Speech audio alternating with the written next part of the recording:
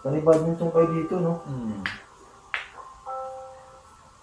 Ano na lang, dati 3 times a week, 4 times a week. Ngayon, hindi.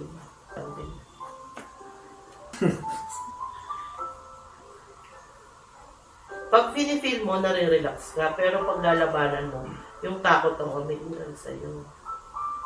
Kaba. Kasi first time.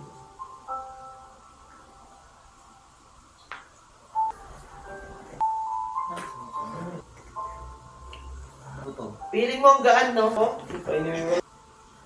Kasi more on gulay to eh. Dito ko sa mga vlog ni...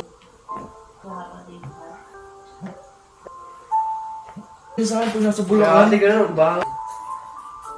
Pag nag-medyas yun, nakakala. Sikit-sikit. Puro puno lang. Galing. Napasahin. Other experience.